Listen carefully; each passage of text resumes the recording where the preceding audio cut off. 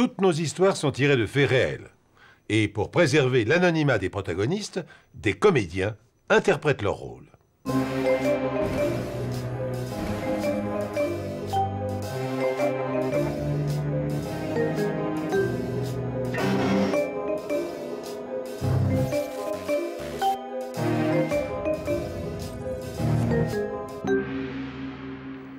Existe-t-il des vocations, des forces qui, dès l'enfance, nous poussent à accomplir certaines actions tout à fait surprenantes?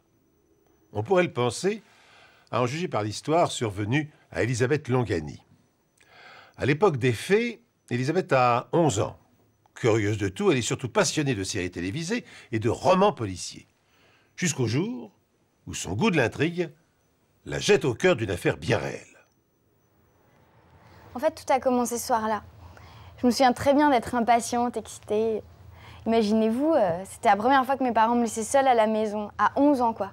J'arrive toujours pas à y croire. Enfin bon. En tout cas, je peux vous dire qu'aujourd'hui, je serais pas capable du quart de ce que j'ai pu faire à l'époque. Ce soir-là, la mère d'Elisabeth n'avait pas eu le choix. Non, on pouvait pas faire autrement. Et Dieu sait si j'ai longuement hésité. Mais bon, Jean, mon mari, avait une réception très importante et il fallait absolument que j'y sois. Et t'inquiète pas, elle a 11 ans, c'est plus un bébé. Allez, laisse-la un petit peu, lâche-la. Bon, de toute façon, si elle a un problème, elle nous appellera, d'accord? Alors, oh... Là... Ça, c'est Jean. Jamais inquiet pour rien. Oh, moi, par contre, oh, j'en étais malade. Laisser Elisabeth toute seule, ça me...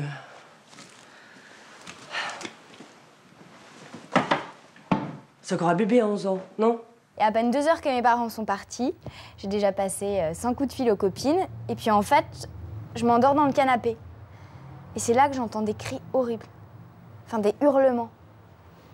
Mais je comprends toujours pas comment j'ai pu être la seule à les avoir entendus. Et le cocktail? Ça durait, ça s'éternisait même. Oh, j'en pouvais plus. Alors je poussais Jean, je disais, allez, on y va, c'est peut-être plus prudent pour Elisabeth, tout ça.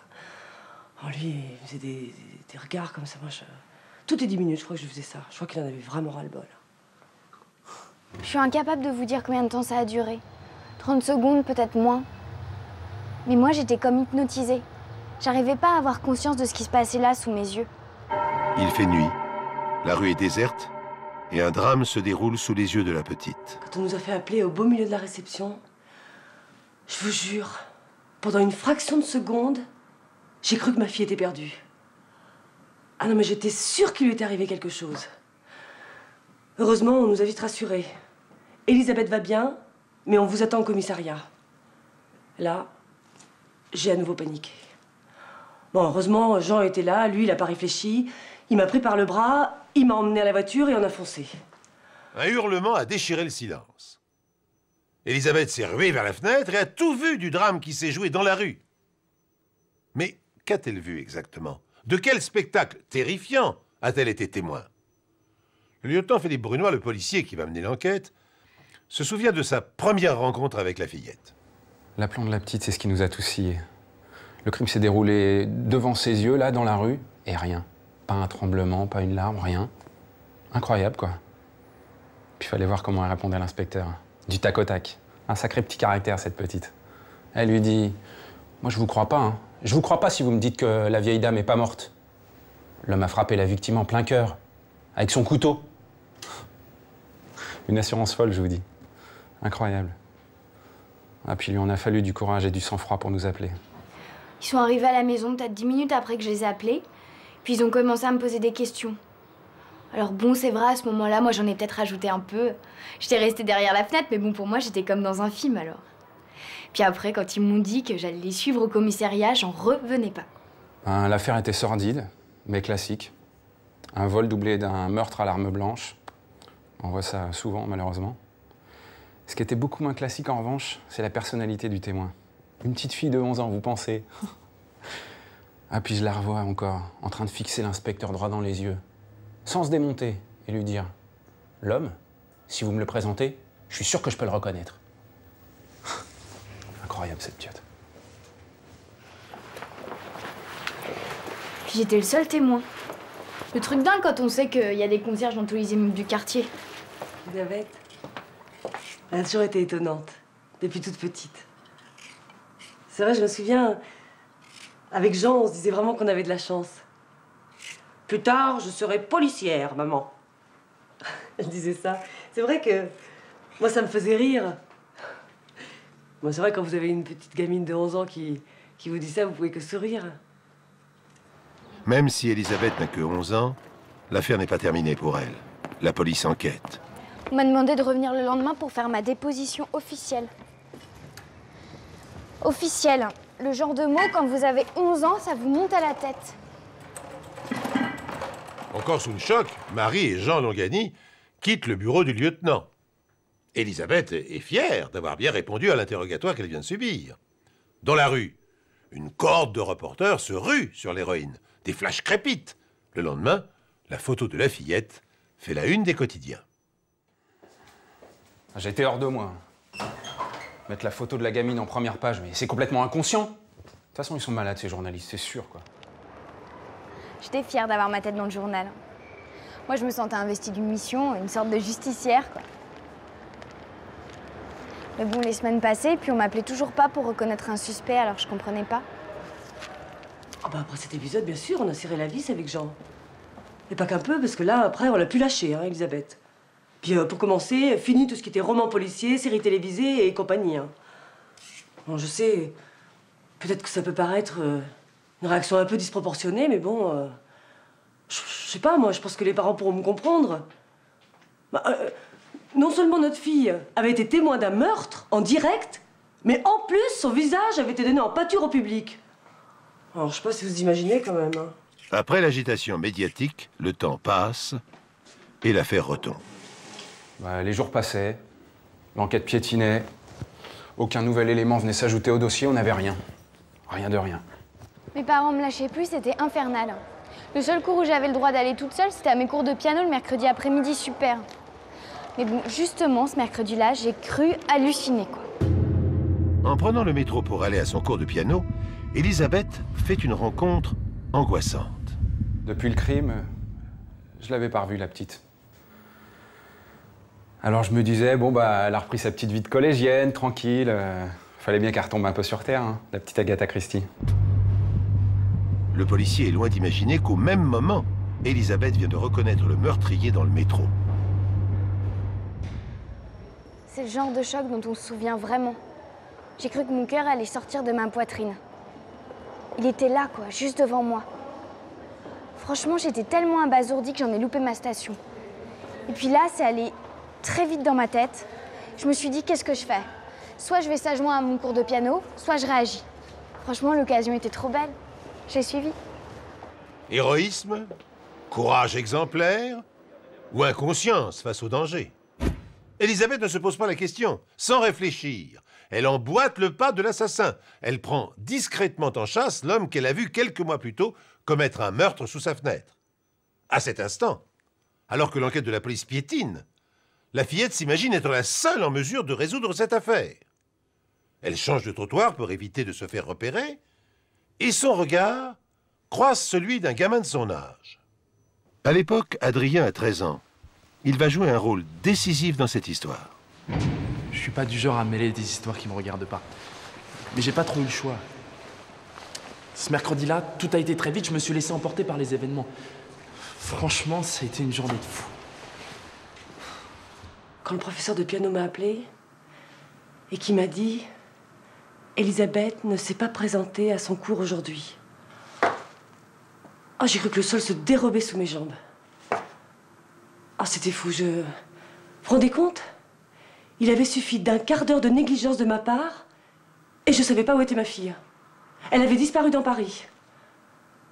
Oh non, mais je commençais vraiment à me demander si j'étais une bonne mère et si j'étais vraiment capable de m'occuper de ma fille. Hein. Pendant ce temps, Elisabeth, inconsciente du danger, poursuit sa filature.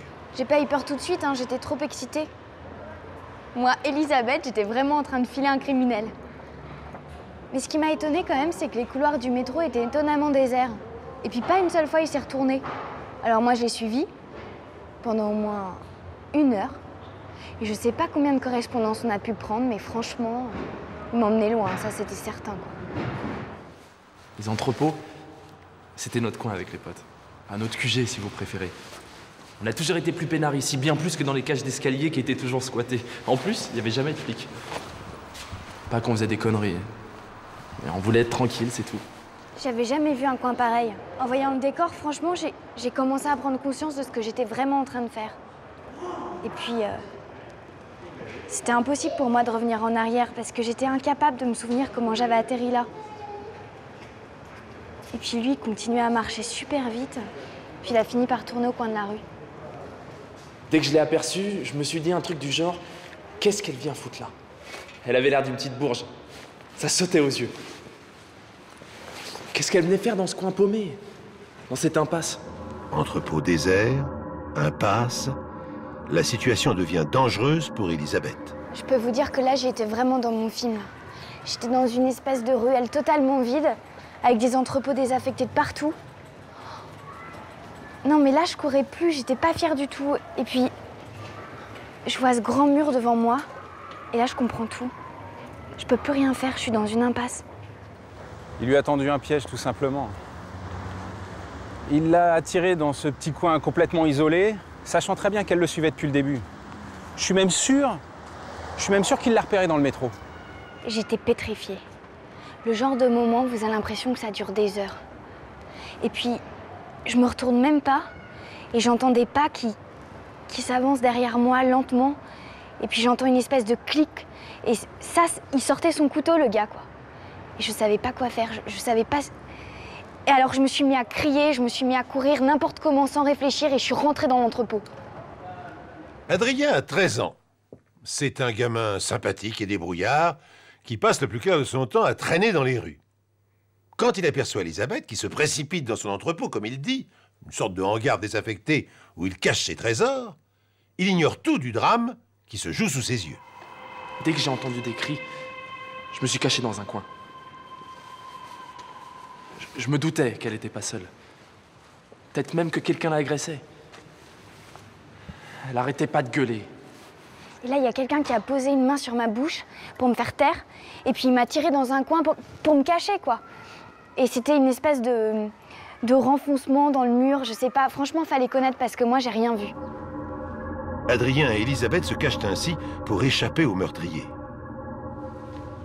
Je sais pas combien de temps on est restés comme ça tous les deux, recroquevillés dans un coin. Le type était là. Il gueulait, commençait à s'énerver.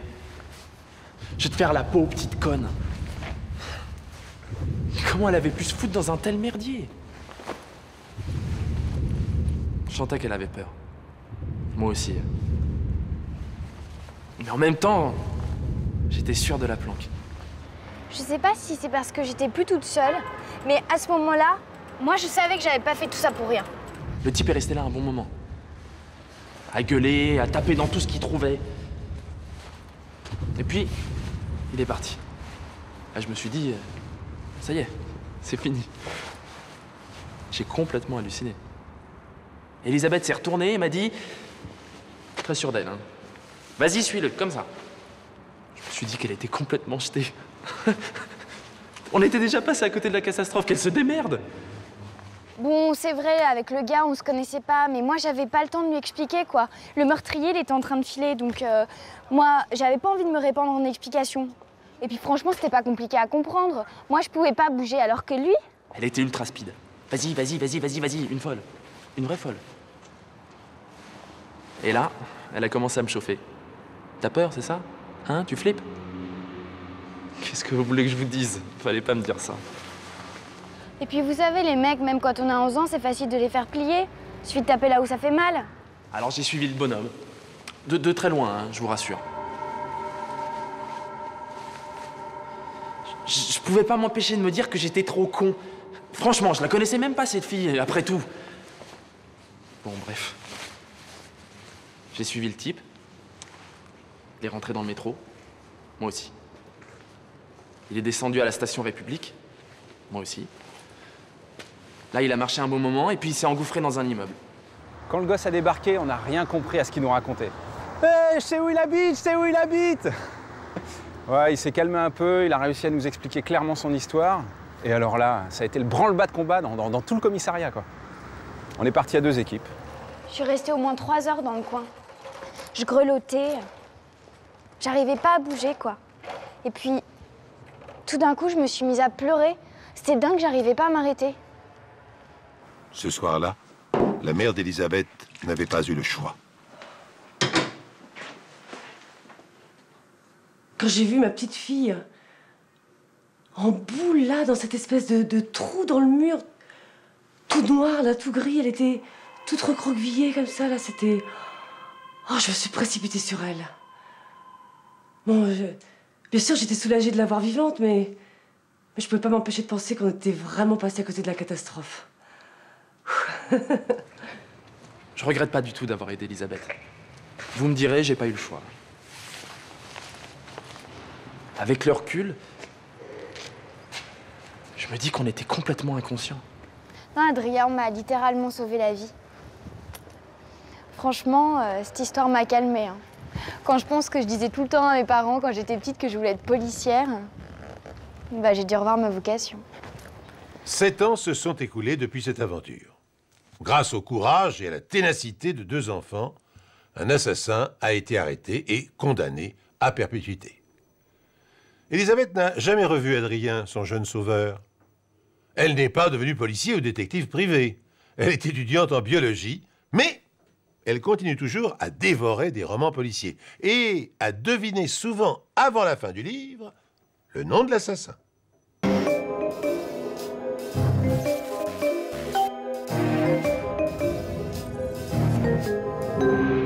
Le fait divers inouï que je vais vous raconter maintenant m'a beaucoup marqué. Il s'est déroulé à la fin de la Deuxième Guerre mondiale. Je m'en souviens encore, à cette époque, j'étais lycéen et cette histoire avait effrayé la chronique. Nous sommes en 1945, à Danzig, en Pologne. L'adjudant Sauer est un jeune sous-officier de l'armée allemande.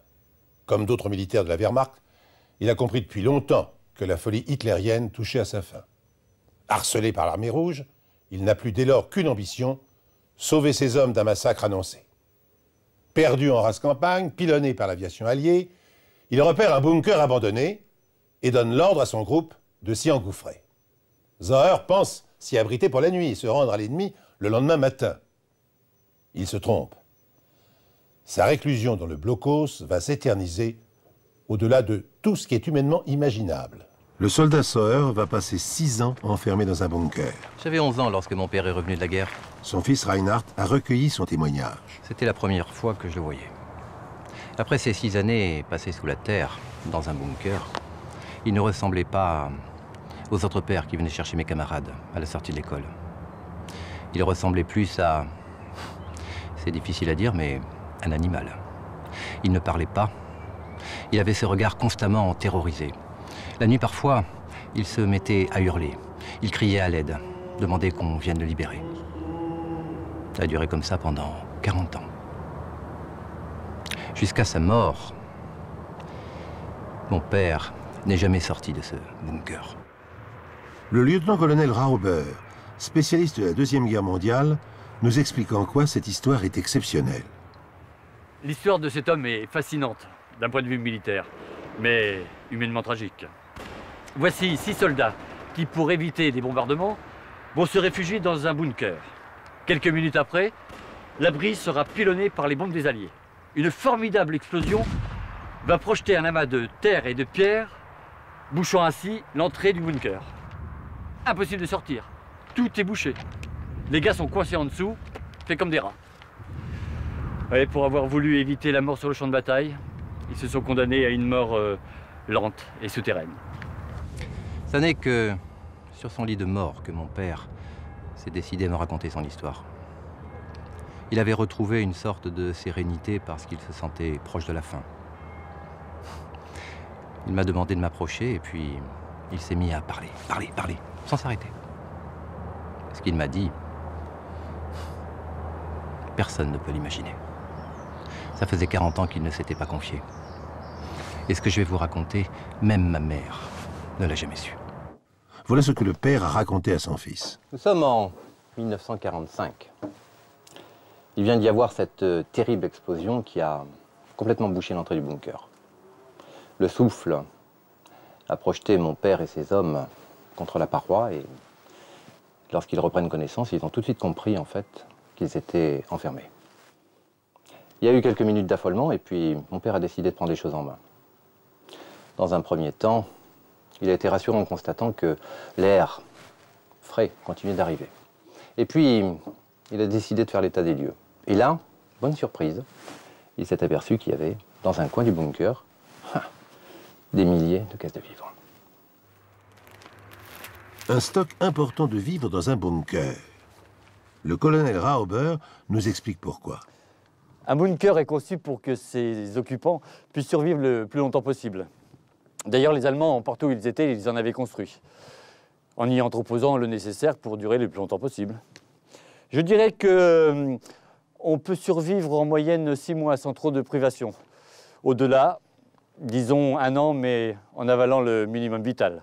Au départ, mon père était persuadé qu'il faudrait compter simplement quelques jours avant que quelqu'un ne s'inquiète de savoir s'il y avait des survivants à l'intérieur du bunker. Alors, tous les 6, eh bien, ils se sont installés. Enfin, si on peut dire. Et ils attendaient.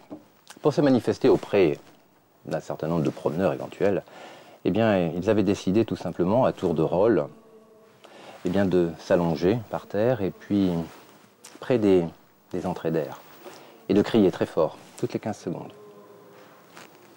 Mais les jours et les semaines ont passé et personne n'a jamais entendu les hurlements de ces 6 personnes.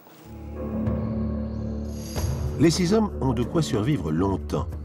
Mais l'épaisseur des murs, la solidité à toute épreuve du bunker en font la plus terrible des prisons. Mon père a refusé de céder au découragement. Il a profité en fait de l'autorité naturelle qu'il avait sur ces hommes pour leur imposer une discipline draconienne. En fait, plus personne ne criait toutes les 15 secondes. Les hommes ne voulaient plus crier comme ça dans le vide. Mais les repas étaient pris à heure régulière, les promenades organisées suivant un trajet tortueux et puis des exercices physiques obligatoires. Il y avait d'ailleurs même un homme qui avait un jeu de cartes et ça les a bien occupés. Mon père se sentait vraiment concerné par le moral de ces hommes. Et il faisait vraiment tout ce qu'il pouvait et il se battait pour eux. Et contre toute attente, les reclus arrivent à s'imposer et à respecter de strictes règles de conduite. Sans doute grâce à la légendaire discipline en vigueur dans l'armée allemande. Et cela en dépit des conditions inhumaines qu'ils endurent. Le froid qui torture leur chair, la crasse, la puanteur, l'obscurité oppressante qui transforme en piège chaque recoin du bunker, et puis surtout l'angoisse.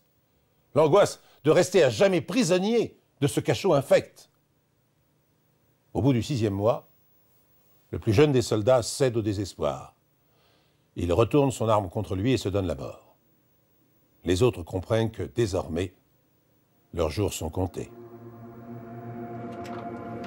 L'obscurité, le froid, l'humidité, l'ennui, et maintenant un cadavre.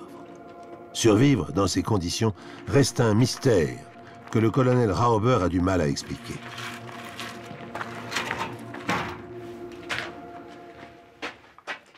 Je ne sais pas comment l'adjudant Sauer a fait pour tenir ces hommes aussi longtemps.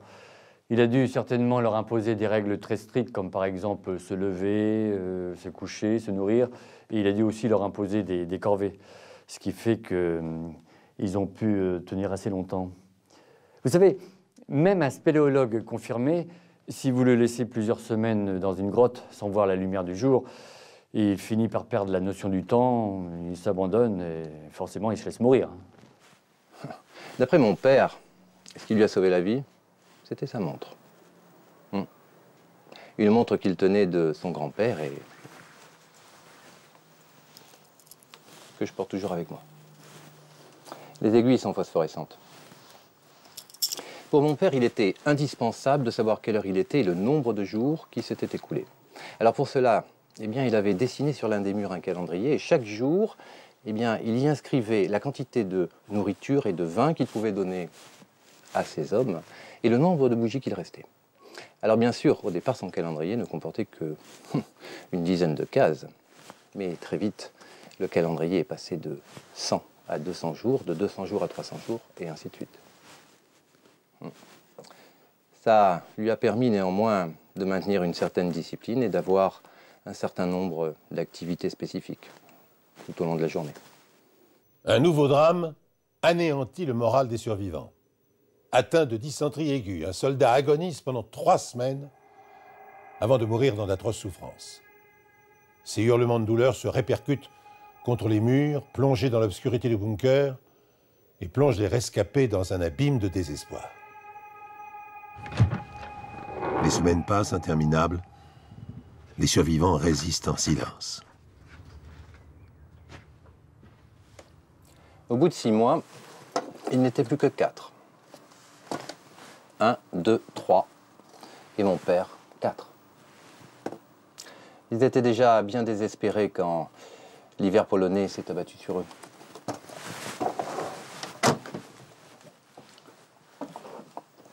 La température descendait parfois jusqu'à -30. Alors, ils dormaient les uns contre les autres, serrés, dans la plus petite pièce du bunker.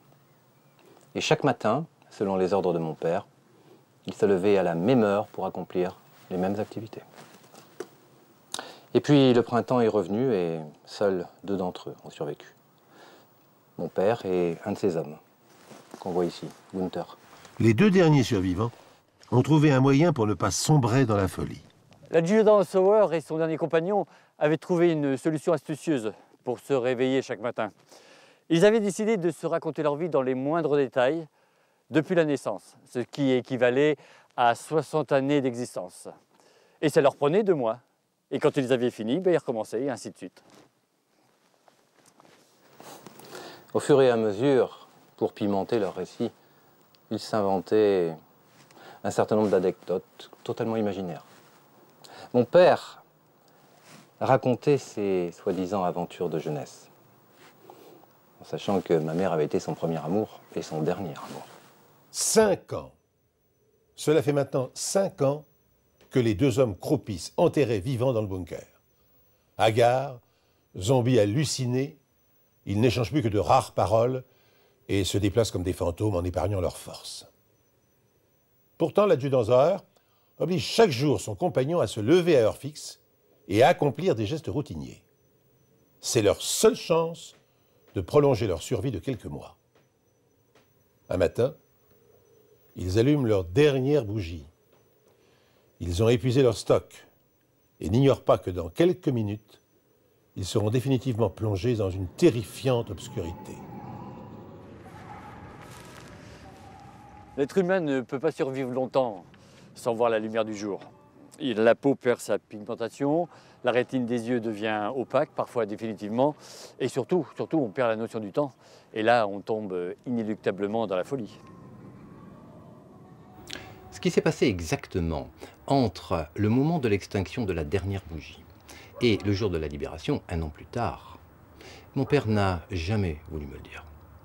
Tout ce qu'il m'a dit, c'est avoir cessé d'être un homme le jour où la dernière bougie s'est éteinte.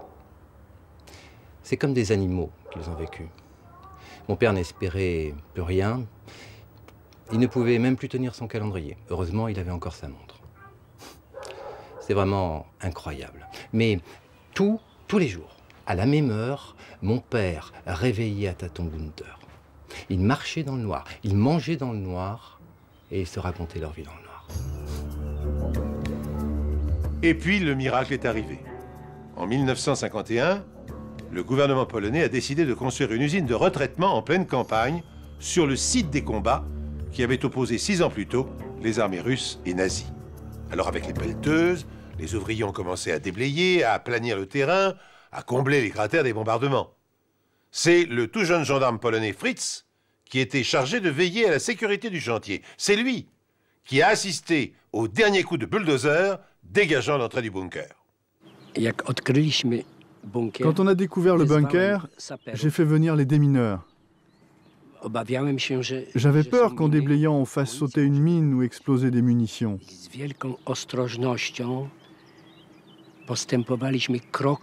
Nous avons procédé avec précaution, étape par étape, et puis enfin, l'entrée a été dégagée. Vous savez, je n'oublierai jamais ce que j'ai vu ce jour-là. Ils avaient résisté, vous vous rendez compte, 6 années sous terre, 5 avec des bougies et une dans le noir. Et ils étaient vivants.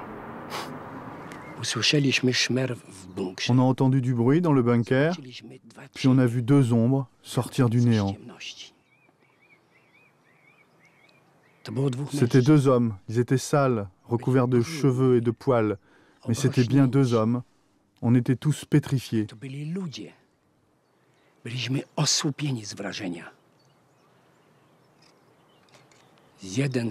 L'un d'eux a ouvert la bouche et s'est effondré sur le sol, inanimé. Il était mort. Plus tard, les médecins nous ont dit que son organisme n'avait pas supporté le choc, l'émotion, le fait de se retrouver libre et de revoir la lumière. Mon père ne se souvient pas des conditions de sa libération. Il sait simplement qu'une lumière a ébloui le bunker et que l'afflux d'air lui a brûlé les poumons, l'air du monde extérieur. Ensuite, il a entendu des hurlements, les gens se sont jetés sur lui et puis il s'est évanoui. Il s'est réveillé à l'hôpital et peu à peu, il a retrouvé la vue. D'apprendre la mort de Gunther, ça l'a laissé inconsolable. Tout ce qu'il me reste de lui maintenant, c'est quelques photos prises avant la guerre. Et depuis le jour de sa libération jusqu'à la fin, mon père n'a plus jamais souri. Ça n'est qu'à l'instant de sa mort qu'il a retrouvé un visage apaisé. En fait, c'est en me parlant qu'il s'est libéré de sa prison et de sa souffrance. Le lieutenant Sauer s'est éteint paisiblement le 9 avril 1995, 50 ans, jour pour jour, après son entrée dans le bunker. Reinhard, son fils, envisage aujourd'hui de se rendre en Pologne. Et avec l'accord du gouvernement, il a le projet de construire un mémorial sur l'emplacement du blocos de la mort. Un monument tout simple, sans ostentation, à l'image de ceux qui en furent prisonniers pendant 6 ans et qui ont repoussé au-delà du possible toutes les limites de la souffrance humaine.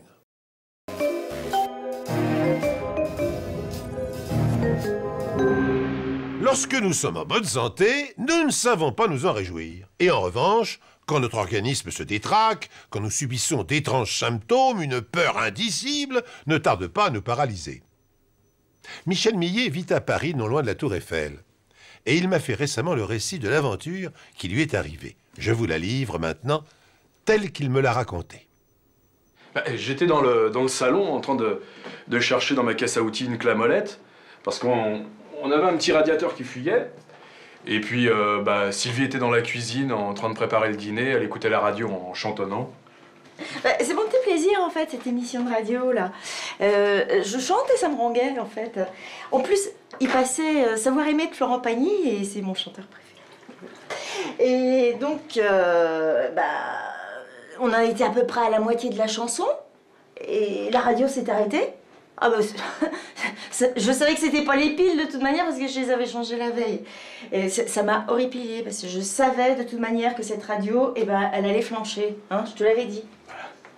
Elle faisait un boucan dans cette cuisine, on aurait dit que c'était la fin du monde. Moi j'étais dans le salon, je comprenais pas ce qu'elle me disait. Alors je lui ai crié de la cuisine, hein. C'est la radio, manquait plus que ça. Et donc lui il continuait, je sais pas trop, à faire quoi là dans le salon, comme si j'existais pas en fait. Ça m'a énervé. Sylvie à l'époque elle s'énervait pour rien, hein, c'est vrai, elle s'énervait pour rien. Moi je suis allé dans la cuisine pour voir ce qu'elle avait. Elle marchait très bien cette radio. Il y avait Florent Pagny qui beuglait là. Moi je comprenais pas ce qu'elle avait. Je comprends pas. Tu te foutais de moi, ouais. Et moi j'étais pas d'humeur en fait. Et donc je lui ai demandé de regarder ce qui fonctionnait pas, au lieu de faire le malin. J'ai tourné moi-même le bouton on-off de la radio et je l'ai éteinte. C'était la seule radio de l'appartement. Hein. Et j'entendais encore la chanson. Hein. C'était pourtant moi qui venais de l'éteindre, la radio. Hein. Et je l'entendais, là, dans ma tête. Michel Millet est-il devenu fou? Est-il victime d'une hallucination auditive ou d'un mystérieux mal neurologique? Dans l'incertitude, et avec des sons incessants qui bourdonnent dans sa tête, un début de panique s'empare de lui. Michel était comme absent. Il s'est assis sur une chaise et j'ai cru qu'il allait s'évanouir. Bah, moi, je respirais de plus en plus mal, j'avais du mal à reprendre mes esprits, et puis en plus, j'avais les cours de la bourse qui me résonnaient dans la tête. Je croyais que j'allais devenir fou, moi. J'ai cru qu'il faisait une rupture d'anévrisme. Hein. Ah, j'ai eu vraiment peur. J'ai voulu appeler le SAMU, et il m'a hurlé de raccrocher. J'ai dit à Sylvie, ta radio, je l'entends encore, là dans ma tête. Bah, je savais pas si je devais le croire, ou si plaisantait, s'il fallait que je rie, Enfin bon... Et donc, je lui ai demandé s'il avait mal, il m'a répondu que non. Bah, pour que Sylvie commence à me croire, je lui ai dit, bah, viens, on va chez la voisine. Et puis, on était chez la voisine, et elle écoutait une autre radio que la mienne. Et alors, je lui ai demandé, branchez-vous sur France Bleu.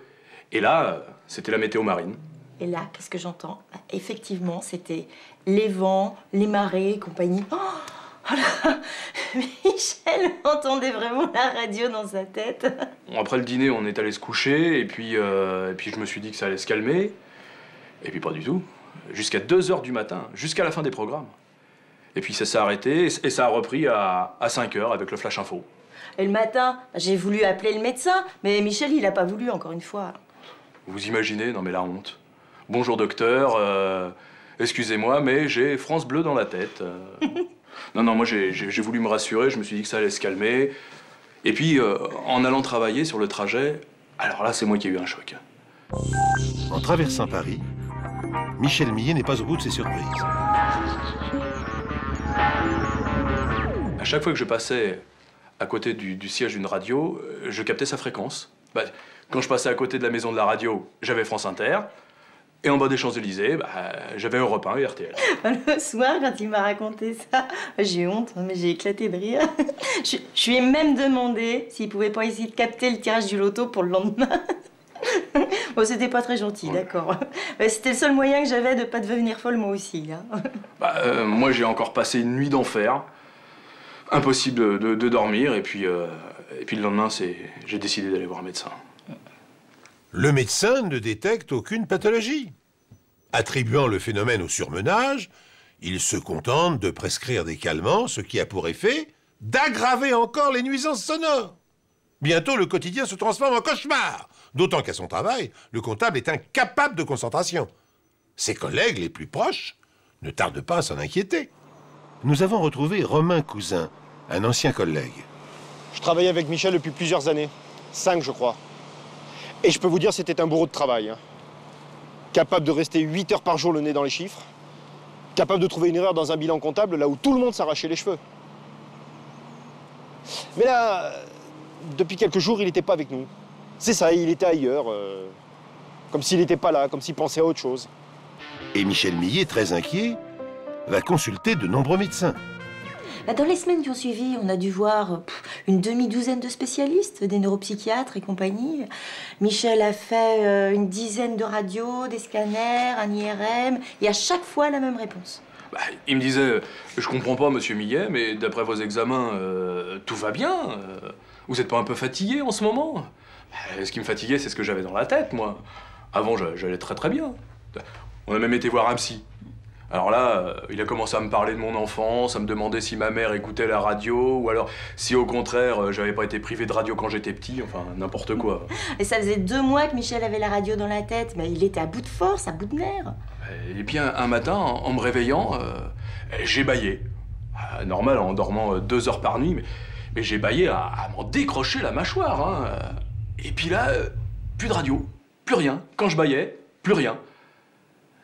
Ce matin-là, j'ai décidé d'en parler à un collègue de bureau, Romain Cousin. Quand Michel m'a raconté son histoire, j'ai d'abord cru à une blague. La radio dans la tête. Et la télé dans les lunettes aussi. Je savais qu'il allait se foutre de moi. Mais quand on a fait le test... C'était l'heure des pronostics du tiercé. J'ai allumé la radio dans mon bureau. Michel, lui, était dans le sien, là où il n'y avait pas de radio. Quand les pronostics ont été faits, je suis allé le retrouver. Et je savais que le tiercé, c'était pas son dada. Eh bien là, il m'a donné le nom du favori. Je sais plus qui c'était d'ailleurs. Alors évidemment, je l'ai cru. Mais qu'est-ce que je pouvais faire? Je lui ai assuré de mon soutien, de mon silence. Mais je savais pas quoi faire. J'avais jamais entendu parler d'un truc pareil. Après le tiercé, on a fait 2-3 fois le test, hein, pour qu'on ait plus de doute. Et puis, on est allé déjeuner, et là, je lui ai tout raconté. Les médecins, les scanners, les psys, les Florent Pagny, les bâillements, tout, quoi. Et c'est Romain Cousin qui va trouver un remède. Cette histoire me trottait dans la tête. Et le soir, au dîner, on recevait mon beau-frère. J'ai pas pu m'empêcher d'en parler. Et là, ma femme, elle me dit, très sérieusement, si les médecins peuvent rien pour Michel, eh bien, il n'y a qu'à tenter un électricien. Sur le coup, ça m'a fait rire. Et le lendemain, j'en ai parlé à Michel. Moi, j'ai pas trouvé ça drôle. Pas du tout. Pourquoi pas essayer un technicien? De toute façon, il n'y avait pas grand-chose à perdre. J'étais très sceptique quand même. On traite pas un homme comme un vulgaire appareil électrique. Enfin bon, la maladie de Michel était tellement étrange. Le lendemain, moi, en arrivant au bureau, Romain m'a sauté dessus en me disant qu'il avait trouvé à côté du bureau un ingénieur en radioélectricité et qu'il avait peut-être la solution à mon problème. Il m'accompagnerait, mais il fallait y aller le jour même. Hein. Moi, jusqu'à là, un ingénieur en radioélectricité, je savais même pas ce que c'était. Je lui ai proposé de l'accompagner pour qu'il puisse raconter sa situation. L'ingénieur risquait de foutre de sa gueule quand même. Sur le trajet, j'étais un peu perdu. Hein. De là à encore raconter mon histoire à un inconnu, en plus un ingénieur. Et puis je me disais, si cette personne-là, elle trouve pas la cause du problème, j'étais foutu. Là où la médecine, où les meilleurs spécialistes ont échoué, un ingénieur radioélectricien va-t-il pouvoir guérir Michel? Bien que la démarche soit incongrue, Millet et son ami se rendent dès le lendemain chez Grégoire Belco, un spécialiste des télécommunications. S'agit-il du rendez-vous de la dernière chance? Je me souviens très bien. J'étais ici, dans mon atelier. J'allais travailler sur un prototype de radio pour avion quand j'ai vu débarquer M. Millet. Il m'a raconté son histoire. Et son ami n'arrêtait pas de me dire « Je vous promets, monsieur, on a fait un test et il entendait le tiercé. On peut le refaire. » Monsieur Belco a été très attentif à mon histoire. Et de but en blanc, il m'a posé une question à laquelle je ne m'attendais pas du tout. Je lui ai demandé s'il n'y avait pas des fausses dents. Bien sûr, ça peut paraître saugrenu comme ça. Mais son histoire m'avait rappelé un cas que j'avais étudié à l'école. Je m'en souvenais bien, c'était mon sujet d'examen de fin d'études. Oui, j'en avais des fausses. J'en avais même deux. 2 dents en or. Elle m'avait coûté suffisamment cher. Hein. Et là, dans son regard, j'ai vu comme un immense espoir. Moi, j'ai croisé les doigts pour qu'il me sorte la solution. Ce qui est arrivé à Michel Millet est assez simple. C'est ce qu'on appelle l'effet de pile. Je vous explique. En fait, il suffit d'avoir 2 objets d'un métal différent ou d'un même métal, mais dont l'un est oxydé. Si ces 2 objets, les 2 dents en l'occurrence, sont très proches l'un de l'autre, alors ils forment exactement le même effet qu'une pile. C'est-à-dire qu'ils créent un petit courant conducteur. Comme par ailleurs, M. Millet habitait près de la tour Eiffel, que la tour est équipée d'un radioémetteur, la présence de ces 2 dents faisait l'effet d'un récepteur. C'est aussi incroyable et simple que ça. Nous écoutions ces explications bouche bée. Cette histoire d'émetteur de la tour Eiffel et de dents, ça paraissait tellement farfelu. Et pourtant... Farfelu, mais techniquement possible, même si le phénomène est extrêmement rare. Bien sûr, ce phénomène est exceptionnel, car il faut que plusieurs facteurs soient réunis, ce qui n'arrive quasiment jamais. Mais ce pauvre M. Millet rentrait dans ce cas rarissime. Il m'a expliqué pourquoi la radio s'arrêtait quand je bâillais. Parce qu'à ce moment-là, mes dents ne se touchaient plus. Et du coup, le courant conducteur était coupé. Ah bah, dès le lendemain, j'ai été voir mon dentiste. Michel Millet fait remplacer ses prothèses en or par 2 belles dents en céramique et les émissions cessent aussitôt. Le cauchemar s'interrompt. Sylvie écoute toujours ses émissions préférées sur un poste flambant neuf et chante parfois à tue-tête les rengaines à la mode, quitte à faire regretter à son mari d'ailleurs la radio qu'il avait dans la tête.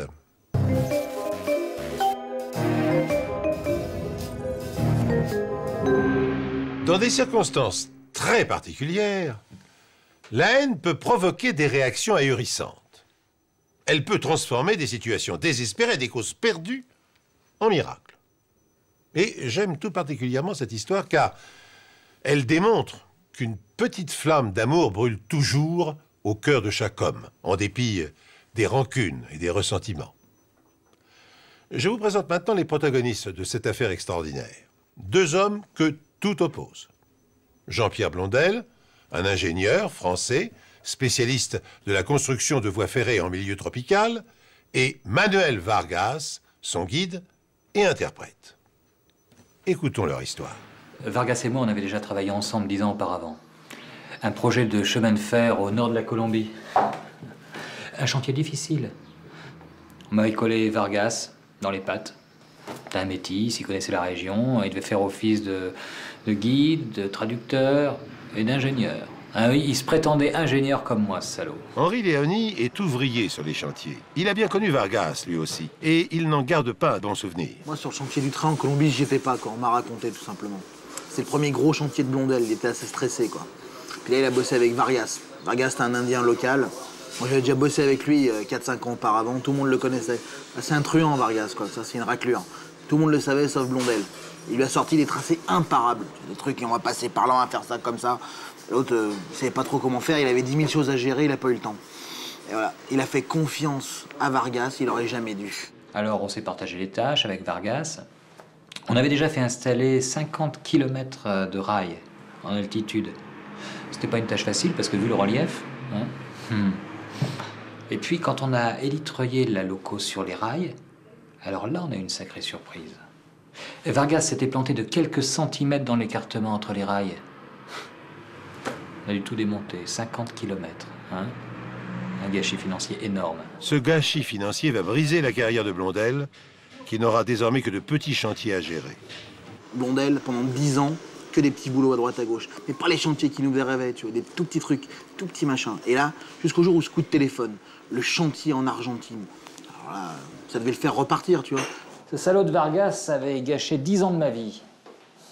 Alors bon, quand on m'a appelé pour cette route en Argentine, j'ai pas hésité. C'était le moment de me remettre en selle. Mais bon, je sais pas, je dois être maudit, moi. Quand je suis arrivé à la première réunion de chantier avec les Argentins, qui est-ce que j'ai vu devant moi? Vargas, un personnage provoquant qui n'hésite pas à sortir chapeau et cigare pour se faire remarquer. Si seulement tu avais vu la tête de Blondel la première fois qu'on s'est retrouvés à Buenos Aires. On s'était pas revu depuis le fameux chantier colombien, celui des chemins de fer, 10 ans avant. Je sais qu'il m'en a voulu pour l'erreur des rails, mais fallait pas tout me mettre sur le dos. Et puis, faut pas faire confiance comme ça quand tu connais pas les gens. Enfin, on se retrouvait, c'est la vie, c'est comme ça. Il faut faire avec. De toute façon, j'attendais qu'une seule chose, c'est qu'il pète un plomb avec moi. J'attendais que ça pour lui tomber dessus. Il m'aimait pas, mais moi je l'aimais pas beaucoup non plus. Alors on est parti pour une première période de 6 mois. Là, il fallait bien se supporter, hein. C'était pas facile. Bon, ben, on n'avait pas le choix. Et je sentais bien que Vargas me cherchait. Hein. Et ben là, il m'a trouvé. Là-bas sur place, il devait s'occuper des ouvriers argentins, s'occuper des payes, il regardait si tout le monde était bien là sur le chantier. Enfin, comme d'habitude. Hein. Au bout de 3 mois, eh ben, on avait un retard considérable. Alors là, quand le matin, j'ai vu que les ouvriers n'étaient pas sur le chantier, ben moi, j'ai pété un plomb. Moi, en Argentine, j'y étais, je m'en rappelle. Et là, Blondel, il avait passé toute la journée à essayer de convaincre les gars de rebosser. Il voulait pas bosser. Il arrive le matin sur le chantier, personne, vide. Il voit rouge, quoi. Il pète un plomb. Il prend sa pelle, il fonce dans la tente à Vargas. Et là, il prend sa pelle, il va fracasser la tête. Et là, il bouge plus, là. Il reste là bloqué avec sa pelle à la main, il le regarde, les yeux fixes comme ça. Là. Je suis arrivé dans la tente de Vargas. Et là, je l'ai trouvé immobile, dans son duvet, en train de me regarder fixement, les yeux exorbités. Il se fout de ma gueule ou quoi, l'Indien? Et puis, dans ses yeux, il y avait un truc bizarre, pas habituel. Il a lentement tourné la tête vers moi, il m'a regardé fixement. Il a commencé à descendre plusieurs fois ses yeux vers ses jambes. Il voulait me faire comprendre qu'il fallait que je regarde vers le bas. Nom de Dieu. j'avais un fer de lance sur le ventre, dans mon sac de couchage. Tu sais qu'est-ce que c'est? Un fer de lance? C'est une vipère mortelle. Et celle-ci, elle dormait sur mon bide depuis des heures. Tu peux pas imaginer. Quand j'ai entendu ce con de Blondel hurler comme un hystérique, je me suis dit qu'il va rentrer dans la tente comme une furie, réveiller les serpents et que je vais en crever. J'imaginais déjà la douleur. Tu sais, si tu me connais, tu sais que je ne suis pas un tendre. Mais crever comme ça, moi-même, je ne le souhaite pas à mon pire ennemi. En pénétrant sous la tente, la colère de l'ingénieur Jean-Pierre Blondel retombe aussitôt. En un éclair, il comprend l'horreur de la situation. Manuel Vargas, son adjoint, est cloué sur son lit de camp, incapable de bouger ou de prononcer un mot. Le moindre geste peut lui être fatal. Un serpent, d'environ 1 mètre de long, à la tête triangulaire et roulé en boule, endormi sur son estomac.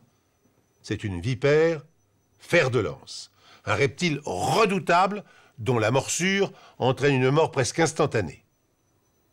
L'ingénieur apprécie la situation, tiraillé par des désirs contradictoires. Vargas, le type qui avait foutu en l'air 10 ans de ma vie et qui s'apprêtait à recommencer là maintenant en Argentine, était là, pétrifié, avec une bombe en puissance sur le ventre. J'étais pas sûr à ce moment-là que c'était un fer de lance, hein. Mais bon, dans le doute, fallait pas faire le con. Vargas n'ignore pas que Blondel le déteste. Contre lui et l'ingénieur, une haine sans merci les déchire depuis 10 ans. Blondel va-t-il exploiter cette situation rêvée pour éliminer son rival à moindre frais? Vous imaginez la situation? L'homme que je détestais le plus au monde était là devant moi, j'étais le seul à pouvoir le tirer d'affaire. J'avais écouté ma nature profonde, mes pulsions. Je l'aurais laissé crever. Mais bon, je suis pas un salaud. Je suis pas Vargas. Alors je suis allé chercher Léonie pour lui demander de l'aide. Moi, je voulais pas me fouer dans cette merde. J'étais là pour creuser des tunnels à la dynamite, pas pour me faire mordre par un serpent. Et là, ce que je comprenais pas, c'est que Blondel, il maudissait Vargas, quoi, toute la journée, à longueur de temps. Et là, il venait me demander de l'aide pour lui sauver la vie. On avait qu'à le laisser crever là, c'est bon, quoi. Quand Blondel a quitté la tente, je me suis dit qu'il va me laisser crever là. Mais quand il est revenu, là, j'en étais sûr. Quand je l'ai vu arriver avec le fusil, je me suis dit qu'il va profiter de l'occasion pour me tirer dessus, ni vu ni connu. Et de me fixer, sans rien dire. Et moi, je me disais, mais vas-y, tire, tire, qu'on en finisse. C'était jubilatoire. Voir Vargas, là, allongé. Je voulais quand même qu'il se demande ce que j'allais faire. Est-ce que j'allais le laisser là, plusieurs heures durant, avec le serpent sur son ventre? Est-ce que j'allais le tirer d'affaire? Est-ce que j'allais lui tirer dessus? Blondel prend donc la décision de tuer le serpent. Mais comment s'y prendre? Il n'a droit qu'à une seule tentative. À la moindre erreur, le fer de lance enfoncera ses crocs dans les chairs de Vargas et le tuera presque instantanément. Par ailleurs, comment tirer sur un homme sans risquer de le blesser gravement? Entre deux mots, Blondel hésite. Et pourtant, d'un instant à l'autre, le reptile peut se réveiller et mordre. Moi, je savais ce qu'il faut faire pour que les serpents se cassent. Mais comment l'expliquer à Blondel? Je ne pouvais pas dire un mot. Et lui, il le savait. Et lui, qu'est-ce qu'il me propose? De tirer un coup de feu sur le serpent. Mais sa tête, putain, elle est entre mes jambes. S'il touchait seulement un anneau, en imaginant qu'il ne me trouve pas la carcasse, c'est le serpent qui le ferait. Moi, j'ai réussi à lui faire piger tout ça. Juste avec les yeux. Et lui, qu'est-ce qu'il fait? Il se casse une nouvelle fois de la tente. Ah, c'est qu'il en a fait des allers-retours, Blondel. Hein. Je me demandais ce qu'il fichait, là. Il aiguisait un couteau dans du feu. Il est en train de remplir des petits sacs avec de la fumée. J'ai vu, il a même pris une bombe insecticide. Il n'arrêtait pas. Il essayait de trouver plein de solutions. Alors d'abord, j'ai pensé à découper le duvet avec un couteau. Mais bon, c'était pas la bonne solution. Après, j'ai enfumé la tente. Ah oui, je voulais faire sortir le serpent. Mais bon, j'ai failli faire tousser Vargas. J'ai senti le serpent quitter ma cuisse et remonter sur mon ventre, tout doucement.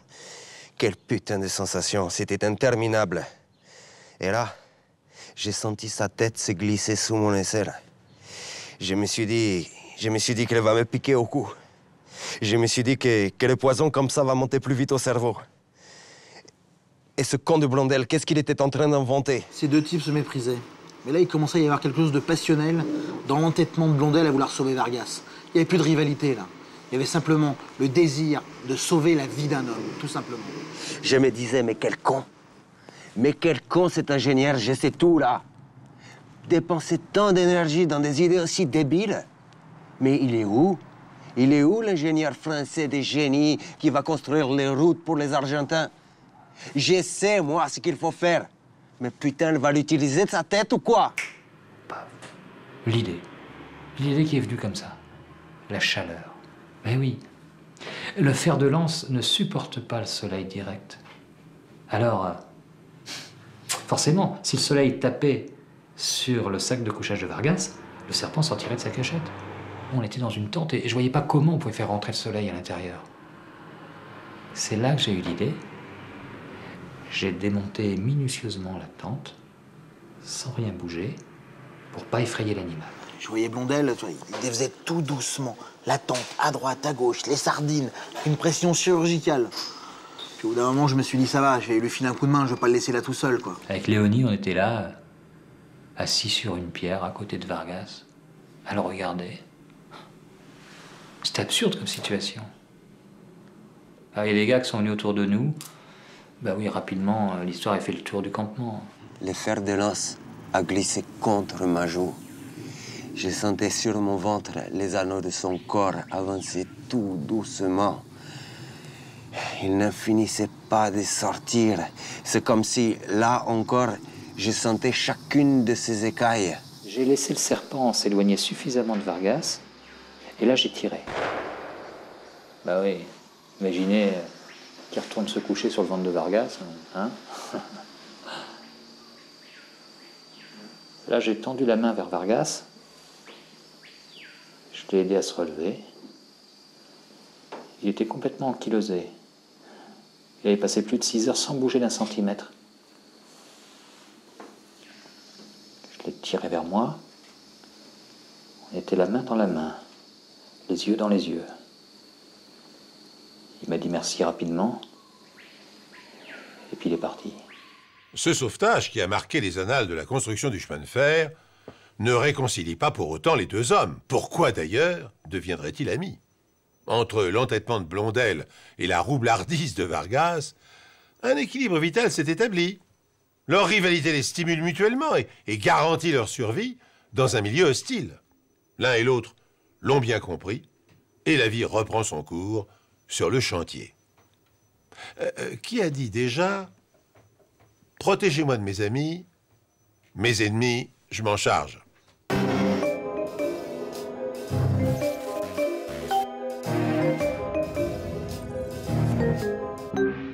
Je me souviens d'un fait divers dont on a beaucoup parlé il y a une dizaine d'années. C'était en septembre 1995.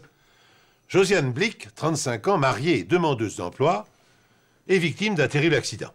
Et elle ne doit la vie sauve qu'à un extraordinaire concours de circonstances. La presse locale parle alors de la miraculée de Clermont-Ferrand et en fait une star quelques jours durant.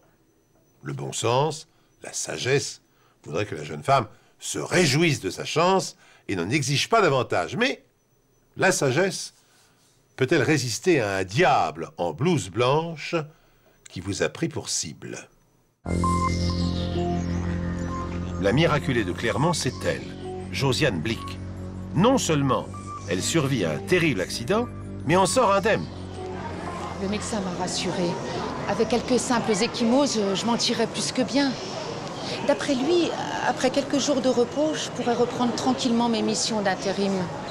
Et puis tant mieux, hein, parce qu'avec François au chômage, il fallait vraiment que je travaille. C'est vrai que c'était une survivante, quoi, une miraculée. Et moi, je me disais quand même, après un accident pareil, de 2 semaines seulement de congé, c'était quand même pas beaucoup, quoi. Et bah, d'ailleurs, je vais vous lire l'article qu'on vous a ramené, vous allez voir. Ça explique bien les choses. Un véritable miracle. Hier à Clermont-Ferrand, sur le pont de la Liberté qui enjambe la voie de chemin de fer, une passante a été renversée par une voiture. Sous le choc, la malheureuse a été projetée au-dessus du parapet, mais un train de marchandises chargé de sable, enfin bon bref. C'est donc bien ce sable qui a amorti la chute. On appelle ça un miracle, hein. Bon, c'est vrai que tu t'en es bien tiré à ce moment-là, mais elle a quand même subi un véritable traumatisme. Et moi, psychologiquement, après cet accident, je l'ai trouvé fragile, quoi. Passé le soulagement d'avoir survécu à l'accident, Josiane, encouragée par son mari, commence à envisager d'éventuelles compensations financières. Il me demandait sans arrêt si j'allais bien. Il pestait contre notre assurance qui, selon lui, faisait pas assez attention à nous. Bon, je devais toucher une petite indemnité pour l'accident, mais 3 fois rien. Et ça te mettait très en colère, hein? Ah ben ça oui, j'étais en colère, j'étais même très en colère. Attendez, c'est normal. Josiane venait de frôler la mort et on l'indemnisait juste pour 2 semaines de travail perdu.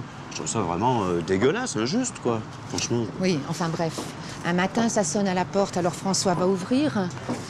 C'était une dame, environ 50 ans, non? Oui, hein? À l'allure bourgeoise et plutôt dynamique. Cette femme, c'est Louise Bertin. Elle porte une blouse d'infirmière qui inspire confiance. Après quelques minutes de conversation avec François, elle en vient à exposer l'objet de sa visite. Et ce qu'elle propose au couple est proprement sidérant. Bon, on l'a fait rentrer à la maison, on lui a offert un petit café, tout ça. Et là, assez rapidement, c'est vrai que je lui ai dit ce que je pensais sur la façon dont avait été traitée ma petite femme, quoi, Josiane. Elle t'a écouté très attentivement, hein? Ouais. Elle semblait d'accord avec lui sur tout. Elle nous a même dit qu'elle trouvait que les conclusions de l'expertise étaient injustes. Ah oui, compte tenu des circonstances de l'accident, quand même. Elle semblait vraiment bien s'y connaître. Puis nous, on était contents de pouvoir parler avec quelqu'un qui nous écoutait, qui nous comprenait, vous voyez? Ah ouais, ça faisait du bien. Ouais. Mais enfin, on savait toujours pas pourquoi elle était là. C'est là qu'elle commence à attaquer en disant supposons en fait que les choses aient été plus graves, supposez que vous soyez devenu aveugle par exemple, suite au choc quoi. Et elle dit bon c'est vrai, vous savez qu'après un accident, parfois il y a des choses plus graves qui arrivent. Bon moi sur le coup effectivement j'étais d'accord avec Madame Bertin. Bon heureusement ma petite femme n'avait pas de séquelles, il n'y avait que des ecchymoses.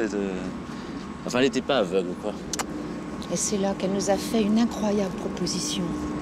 Mais pourquoi pas? Mais pourquoi ne pas devenir aveugle à partir d'aujourd'hui? Elle nous a dit ça avec un drôle d'air. Bon, elle semblait très sérieuse, et puis en même temps, elle avait un petit sourire, vous voyez? Ouais, et puis là, ça devenait clair, quoi.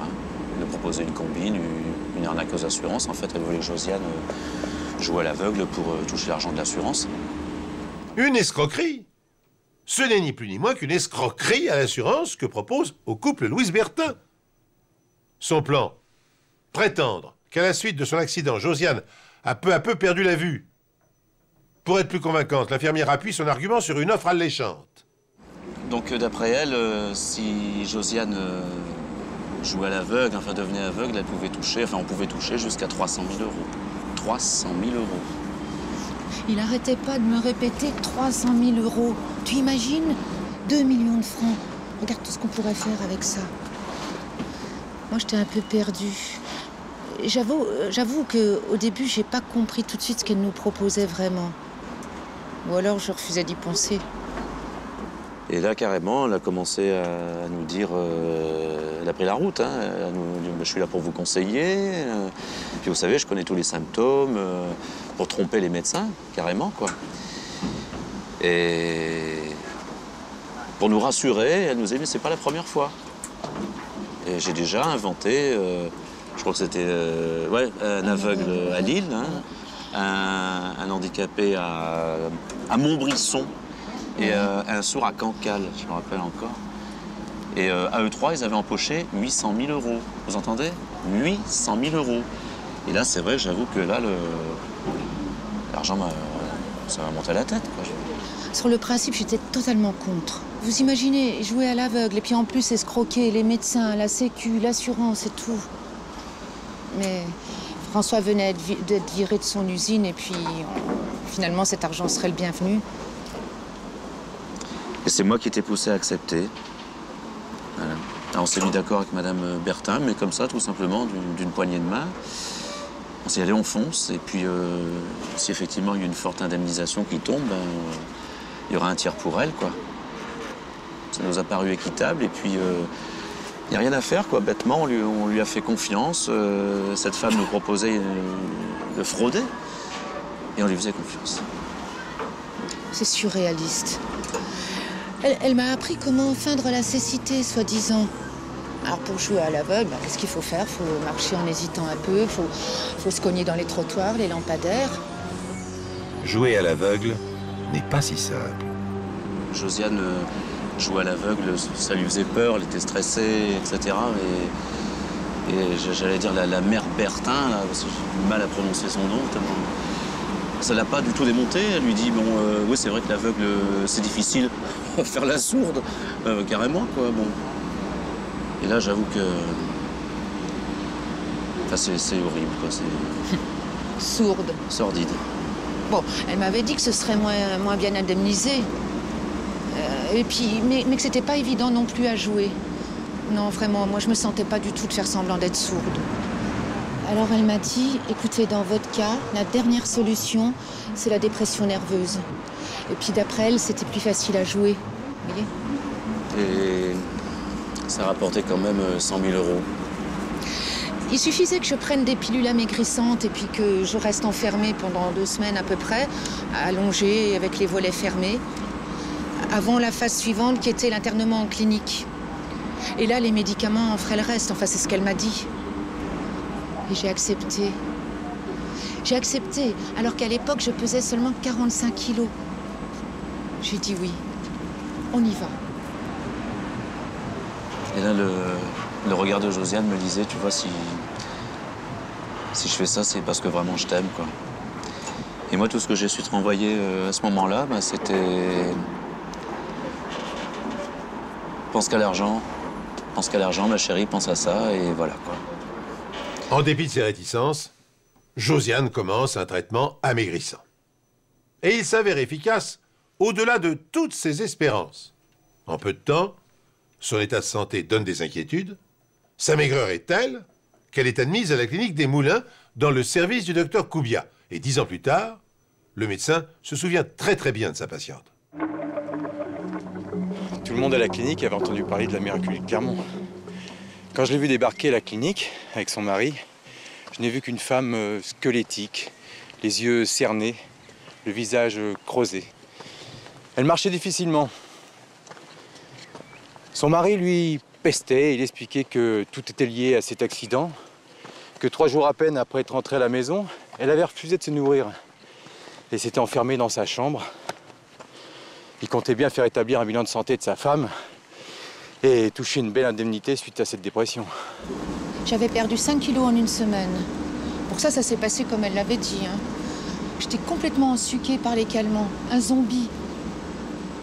J'ai procédé à l'examen complet de Madame Blick et elle souffrait bien d'une grosse dépression post-traumatique. C'était évident. Je commençais à comprendre la rancœur de son mari, même si à mon goût, il parlait un peu trop d'argent. Tout fonctionnait parfaitement, impeccable, quoi. 1 semaine après son internement, je ramenais Josiane à la maison. Puis là, j'ai eu Madame Bertin au téléphone qui nous a expliqué que l'assurance allait mandater un médecin pour faire un bilan de santé de Josiane. Et puis, il n'y avait plus qu'à attendre le chèque. Voilà. Mais là, moi, je crois que j'ai vraiment eu un contre-coup de l'accident. Puis avec tous ces médicaments que j'étais pas habituée à prendre, c'était la première fois. Je sais pas ce qui s'est passé dans ma tête quand je suis rentrée à la maison. François était sorti un après-midi pour faire les courses et j'ai avalé une boîte entière d'antidépresseurs. Quand François Blick regagne son domicile, sa femme a déjà perdu connaissance. Appelée d'urgence, le SAMU la transporte à l'hôpital dans un état critique. François Blick réalise bouleversé l'absurdité de la situation. Et comme pour réparer sa terrible erreur, il se précipite au commissariat et confie son secret à l'inspecteur Deleuze. Monsieur Blick était totalement effondré. Il répétait sans cesse, cette infirmière, je vais la tuer, je vais la tuer. Sa déposition était totalement décousue. Et il m'a fallu un certain temps pour comprendre toutes les étapes de cette énorme escroquerie à l'assurance. Mais si comprendre est une chose, prouver en est une autre. J'avais besoin d'autres éléments pour pouvoir continuer mon enquête. Et là, j'étais tellement hors de moi. Alors là, je suis allé le voir, je lui ai tout raconté, j'ai bien décrit Madame Bertin. Mais cette espèce de garce-là, elle m'avait donné un faux nom, elle était introuvable. Donc que faire? Bon. Et puis, tout à coup, j'ai dit, attends, l'aveugle de Lille, la paralytique de Montbrisson, la sourde de Cancale.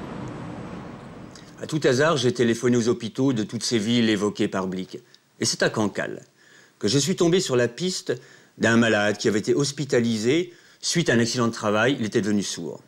J'ai retrouvé sa trace et en allant chez lui, j'ai tout compris. Lui aussi avait reçu la visite de Louise Bertin. Je n'ai eu aucun mal à lui faire avouer qu'il n'était absolument pas sourd. Et j'ai eu l'impression que, comme Josiane Blic, lui aussi culpabilisait. Aujourd'hui, monsieur et madame Blic regrettent encore d'avoir marché dans la combine. Et qu'est-ce qui s'est passé pour qu'on puisse tomber dans le panneau à un point pareil? Je sais pas, c'est incroyable, quoi. Je crois qu'on devait être vraiment très vulnérable à ce moment-là. Puis c'est vrai que mon histoire de licenciement, tout ça, voilà, quoi. Enfin, j'en profite aussi pour dire que, et te redire, je crois que je m'en voudrais toute ma vie d'avoir mis la vie de ma femme en danger pour de l'argent. Parce que du fric, on n'en a pas beaucoup. On n'a pas beaucoup de thunes, mais on est ensemble. C'est ça le plus important. Moi, je fais bien aujourd'hui. C'est de l'histoire ancienne. Même si on en a bavé pendant un bon bout de temps. Et vous savez, nous, on est allés au procès, nous aussi. Hein. On n'a pris que du sursis. Enfin, que du sursis, façon de parler. Oui. Cette femme, elle est allée en prison. Mais même aujourd'hui, j'arrive pas à la plaindre. Elle a failli me tuer, quand même. Puis vous savez, ce qu'elle a fait avec nous, elle l'a fait avec plus de 20 personnes. Et beaucoup sont allés jusqu'au bout. Grâce au témoignage des Blic et de l'homme de Cancale qui avait abusé son assureur, l'inspecteur Deleuze retrouve la trace de Louise Bertin. Il la localise dans un pavillon bourgeois de la banlieue parisienne. Et sur la table du salon, il découvre une pile de journaux. Un article surligné relate l'accident survenu à Josiane. Estimant avoir réuni suffisamment de preuves à charge, le policier place la fausse infirmière en état d'arrestation, puis en garde à vue. Aujourd'hui, tandis que Josiane et François tentent d'oublier leur mésaventure, Louise Bertin souffre dans la cellule de sa prison d'une grave dépression nerveuse. Une neurasthénie parfaitement authentique, elle.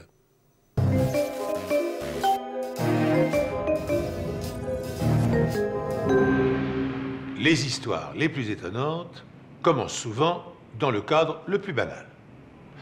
Prenez l'exemple de Laurent et de Virginie. Tout a débuté dans un salon de coiffure, celui où travaille la jeune femme. Virginie, 30 ans, est coiffeuse, mais elle n'est pas une simple employée. Le salon lui appartient pour moitié avec son associé Manon. Toutes deux ont travaillé dur pour lancer leur affaire, et à présent, ce mois de mai 2002, elles sont sur le point de réussir. Le bouche à oreille a produit son effet. Elles ont une clientèle fidèle et de plus en plus nombreuse. C'est la raison pour laquelle Virginie est en train de changer peu à peu d'état d'esprit. Elle est toujours célibataire et elle se dit qu'il serait peut-être temps de fonder un foyer. Sa situation matérielle est assurée, mais sa situation sentimentale est loin de l'être. Elle a eu quelques aventures durant ses vacances qui ne se sont pas prolongées au-delà de la période estivale. Alors, si l'homme de ses rêves se présentait, elle ne le repousserait pas. Elle l'imagine volontiers plus âgé qu'elle, aux alentours de 40 ans, grand, solidement bâti, bien installé dans l'existence, ayant même une situation importante. C'est à ce moment que Laurent fait son entrée dans le salon de coiffure. Il doit avoir la quarantaine, il est de haute taille, plutôt athlétique, et il a la mine soucieuse des gens qui ont des responsabilités. Voilà donc comment tout commence. Les deux premiers personnages de notre histoire, Laurent et Virginie, sont en place. Le troisième n'a pas encore fait son apparition, mais il ne va pas tarder. Lui n'a pas de nom précis. On peut l'appeler le hasard, le destin ou la fatalité, peu importe. De toute manière, c'est lui qui aura le dernier mot. Romain, mon enquêteur, a rencontré Virginie et elle nous raconte son histoire.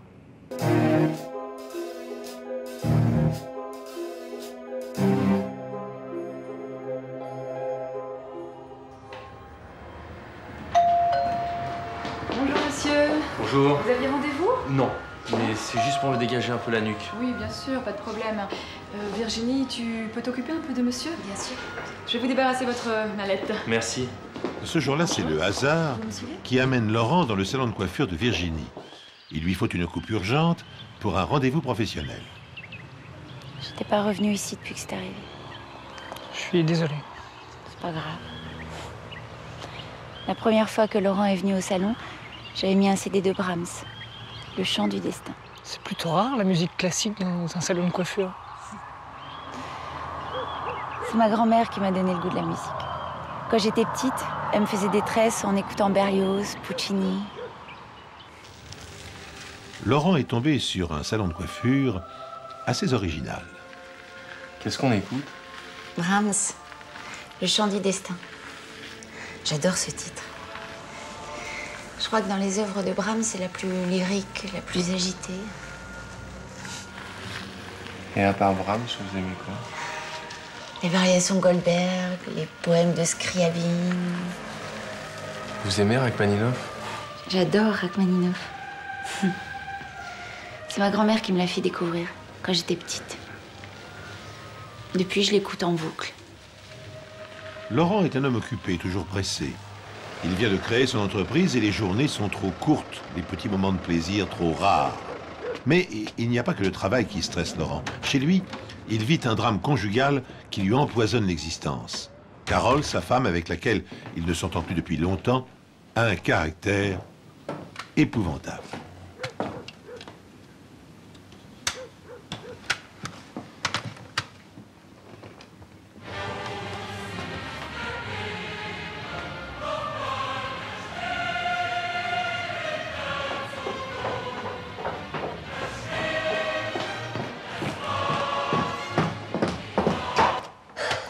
C'est pas vrai, hein?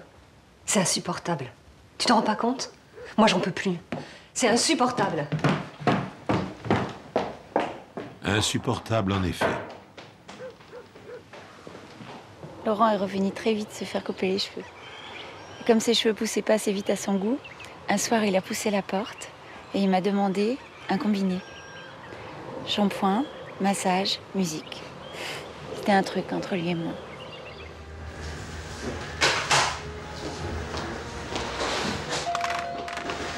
Manon? Excusez-moi. Dès qu'il a une minute à lui, Laurent se réfugie dans le salon de Virginie. Il y trouve la sérénité et la douceur qui manquent cruellement à sa vie conjugale.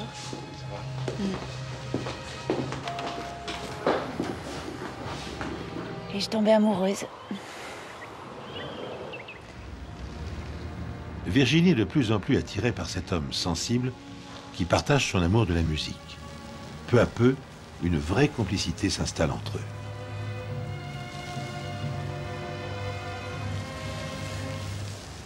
Et puis un soir, il m'a invité à boire un verre. Il était presque timide. Ça m'a touchée. Salut Manon. Salut Virginie. Mais cette histoire naissante déplaît à Manon, l'amie et associée de Virginie. Il ne vous plaisait pas? J'avais rien contre lui, c'est pas ça, mais c'était pas un mec pour elle. C'est évident dès le départ. Il était pas assez bien? Non, c'est pas ça. Je veux dire, un homme d'affaires, enfin, un homme marié, des rendez-vous cachés, jamais la nuit, on peut pas dire que ce soit le top. Mais qu'est-ce que je pouvais faire? Virginie l'avait dans la peau, jamais je l'ai sentie comme ça avec quelqu'un. Malgré le côté impossible de cette liaison, Laurent et Virginie décident de s'aimer. Quand je vois cette alliance, j'ai l'impression que tu fais que passer.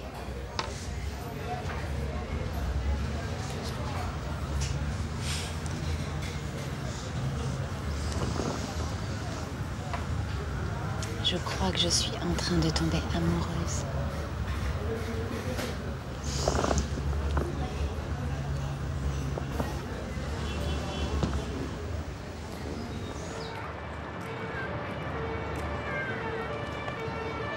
Virginie n'a jamais voulu de rendez-vous volé, ni de relation illégitime avec un homme marié. Et pourtant, elle est tombée amoureuse. Mais Laurent se sent parfois coupable. Tromper sa femme ne le rend pas particulièrement fier de lui. Mais la simple vision de Virginie balaie ses scrupules. comme il est difficile d'être heureux quand on se sent coupable.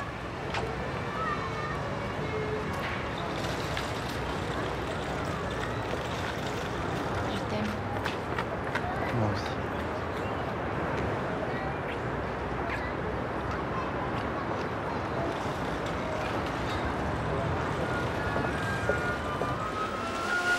Les jours passent et leur amour caché grandit. Laurent et Virginie volent leur moment d'intimité comme ils le peuvent, entre deux rendez-vous et la sonnerie du portable qui rappelle à Laurent qu'il doit rentrer chez lui.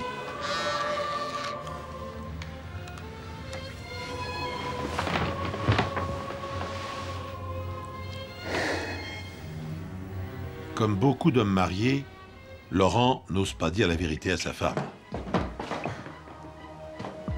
T'es jamais là quand j'ai besoin de toi. Qu'est-ce que t'as?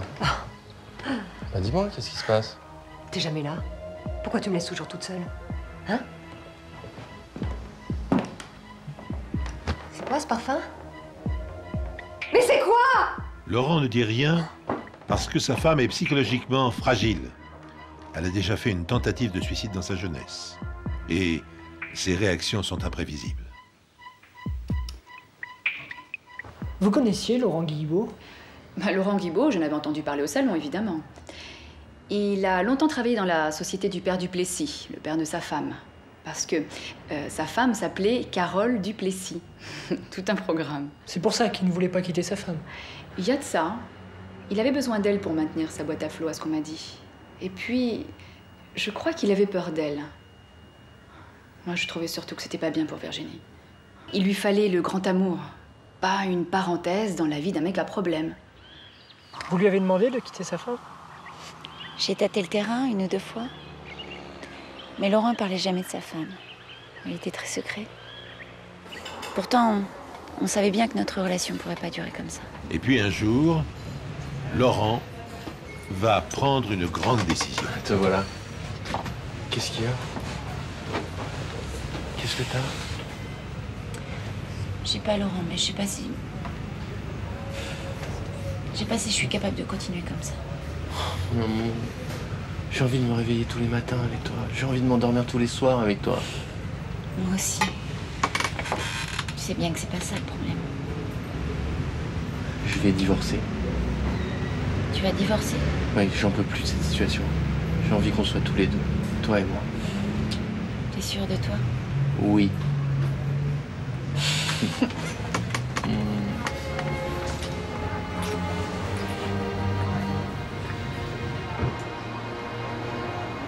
Laurent a décidé de ne plus attendre.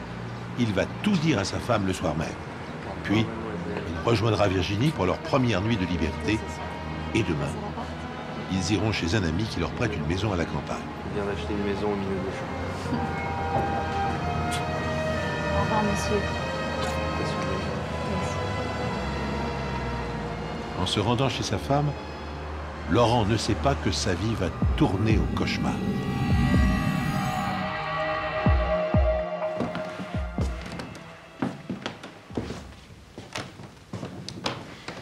Je t'ai appelé des dizaines de fois, t'étais où? Pourquoi tu répondais pas? Hein, t'étais où? T'étais avec qui, hein? Carole, calme-toi. T'étais avec qui? Réponds-moi! Calme-toi! Réponds-moi! Dis-le-moi! Carole! Dis-le-moi! Carole, calme-toi! Carole, je veux divorcer. Tu vas pas faire ça, hein? Tu vas pas me faire ça! Tu vas pas m'abandonner! Tu vas pas me laisser! Vas-y, dis-le, c'est qui? Je veux savoir qui c'est! Tu m'entends? Je te laisserai pas faire! Je veux pas que tu me laisses, t'entends? Carole, arrête! Je te laisserai pas faire! T'as pas le droit de faire ça! Virginie attend Laurent, inquiète et impatiente, sans se douter de ce qui vient de se passer. Entre, entre. Qu'est-ce qui s'est passé? Je l'ai frappé.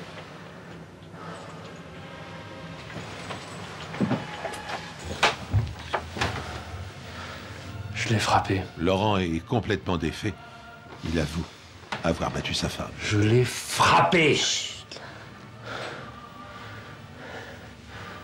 Elle est si fragile, comment j'ai pu faire ça? Ce serait bien de dormir un peu maintenant. Puis demain, tu seras plus calme. Ta femme aussi, elle sera plus calme. On pourrait parler. Hein? Ça va aller. Puis je suis là, moi. Une fois de plus, Virginie a réussi à apaiser Laurent. Elle le convainc de rester dormir chez elle. Demain, il ira parler avec sa femme quand les tensions se seront un peu atténuées. Mais le lendemain, c'est le drame. La police est avertie par le voisin de Laurent qui a retrouvé Carole morte chez elle, assassinée. Oui, je devais donner mon loyer à Carole ce matin, enfin Madame Guibault. Je suis passé par la cuisine, hein, comme d'habitude. Et alors? Alors, je l'ai trouvé là, comme ça.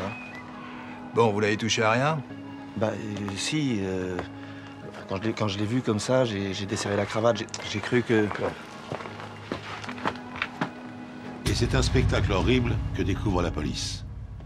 Dans son salon, Carole a été violemment agressée, battue et étranglée avec une cravate. Le capitaine Le Goff prévient aussitôt sa hiérarchie et appelle une équipe pour relever les empreintes. Il m'a dit qu'il irait parler à sa femme à l'heure du déjeuner.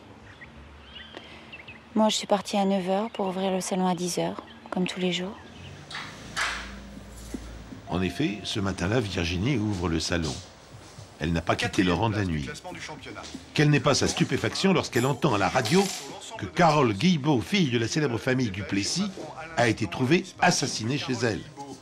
Le premier réflexe de Virginie est de prévenir Laurent, mais il est sans cesse sur messagerie. Laurent, ta femme a été tuée, je viens de l'entendre à la radio, rappelle-moi vite.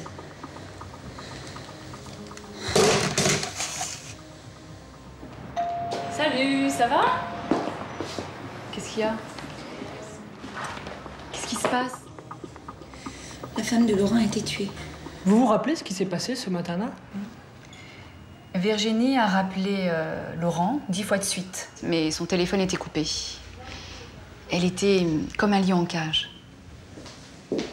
J'y vais maintenant. Je vais leur dire que Laurent était avec moi cette nuit. Mais ils vont jamais te croire. T'es sa maîtresse, Virginie. T'es pas un alibi, t'es un mobile, enfin. Je m'en fous. J'y vais. Virginie veut disculper Laurent avant que la police ne le soupçonne. L'autopsie du corps de Carole Guibault a révélé qu'elle était morte étranglée en fin d'après-midi.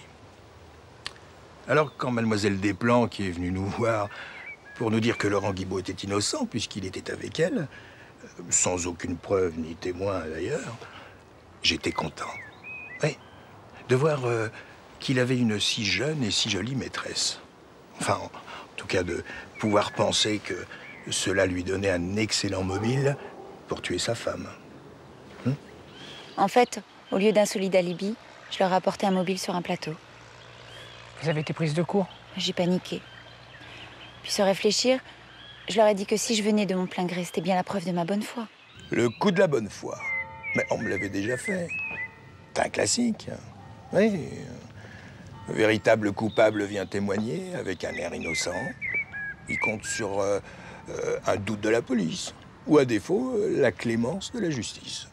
Quand on est coupable, il faut une sacrée dose de sang-froid pour faire ça. Non? Vous êtes un humaniste, vous. Non seulement mes aveux ont renforcé leurs soupçons à l'égard de Laurent, mais en plus ils ont pensé que c'était moi qui l'avais poussé à se débarrasser de sa femme. Moi je savais que c'était pas lui. De toute façon ça pouvait pas être lui. Je l'ai frappé. Les circonstances du drame accusent Laurent de façon évidente. Il était chez sa femme dans la soirée, il s'est violemment disputé avec elle et il a même avoué l'avoir battue. Malgré tous ces éléments accablants, Virginie n'a aucun doute sur l'innocence de Laurent. Il est incapable d'avoir tué sa femme, même sous l'effet de la colère.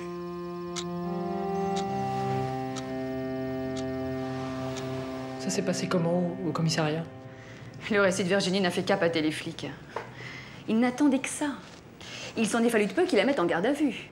Ils l'ont pas libérée? Si, mais ils l'ont suivie. Je m'en suis rendu compte tout de suite.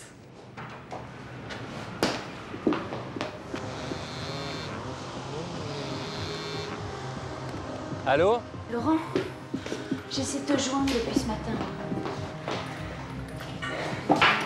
Carole a été assassinée ce matin. Comment ça? Je suis allée voir la police. Je voulais leur dire que tu étais avec moi cette nuit. C'est pas vrai. Et ils pensent que c'est toi qui l'as assassinée. Mais pourquoi est-ce qu'il... Allô?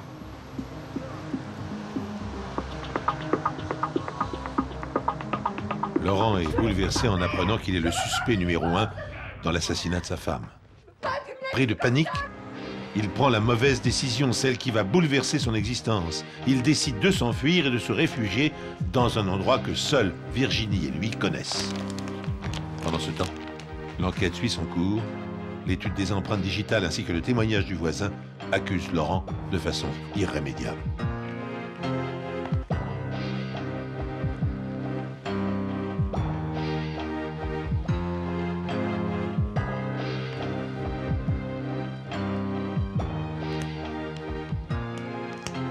Oui, on a retrouvé les empreintes du mari sur le corps de sa femme. Sur sa cravate, avec laquelle il l'a étranglée, et tout un tas d'objets alentour. On a aussi retrouvé les empreintes du voisin. Oui, celui qui a retrouvé le corps. Enfin, c'est normal de trouver les empreintes de Laurent Guibault dans sa propre maison. Ça faisait pas lui un coupable. Mais pour vous, à ce stade, la situation était sans équivoque. Écoutez, la culpabilité du mari était une évidence pour tout le monde. De plus, il était en fuite. Donc vous avez laissé la maîtresse en liberté pour qu'elle vous conduise à lui. Écoutez, elle vient nous dire qu'il est innocent. Le bonhomme a disparu et elle refuse de nous dire où il est. Hein? Vous saviez qu'il s'était réfugié ici? Je m'en doutais. Mais jamais je n'aurais dit à la police qu'il était ici. Jamais.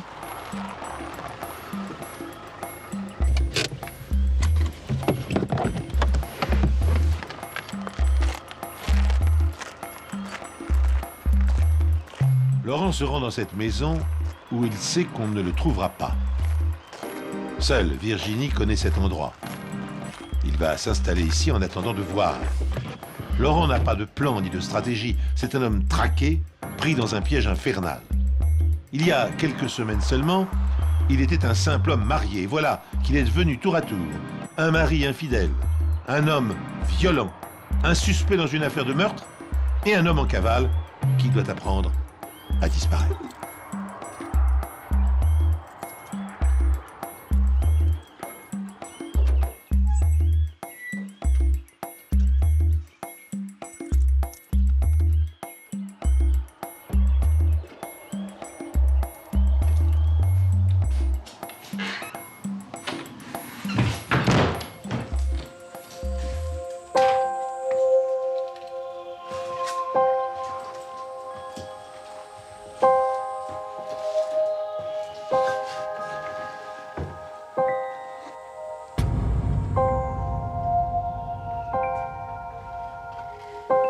J'ai cuisiné Virginie des planques.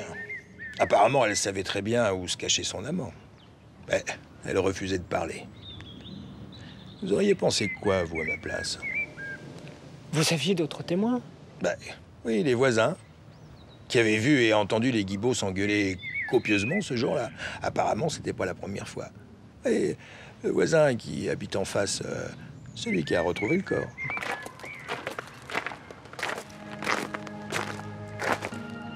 Le capitaine Le Goff poursuit donc son enquête comme il le peut.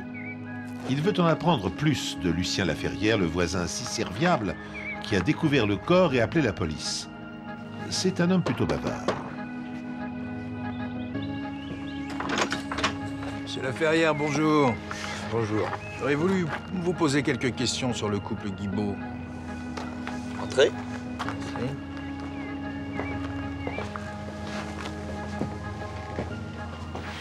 Dites-moi, vous les connaissiez depuis longtemps? Je connaissais Carole depuis l'adolescence.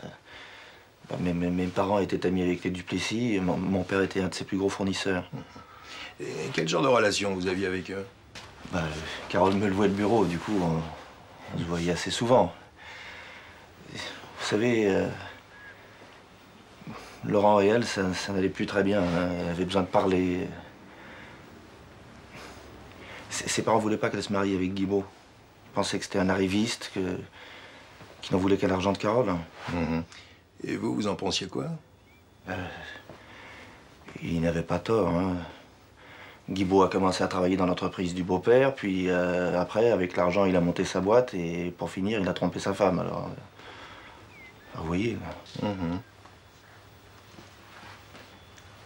Vous savez s'il a beaucoup appris professionnellement en travaillant avec son beau-père? Appris? Mais vous voulez rire? Le beau-père de Laurent n'était pas doué en affaires. Il a été content que Laurent veuille bien bosser pour remettre sa botte à flot. Vous êtes sûr? Je vais vous dire, vous croyez ce que vous voulez, je m'en fous. Moi, leurs histoires... On avait rendez-vous ici, dans cette maison prêtée par un ami. On devait fêter notre premier week-end en amoureux. J'arrivais pas à le joindre, mais il devait avoir raison de ne pas répondre.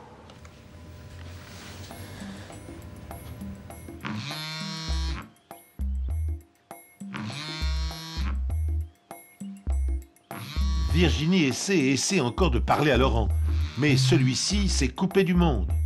Complètement désespéré, il reste prostré sans volonté. Alors Virginie décide d'agir et d'aller le retrouver. Cette situation ne peut plus durer. Et vous n'avez pas essayé de la retenir? J'ai tout fait pour l'empêcher de partir le retrouver, mais comme tête de pioche, Virginie, elle se pose là. Hein. Alors je l'ai aidée. C'est ma copine. Manon pensait que je ne devais pas y aller. Pourtant, il fallait absolument que je le voie.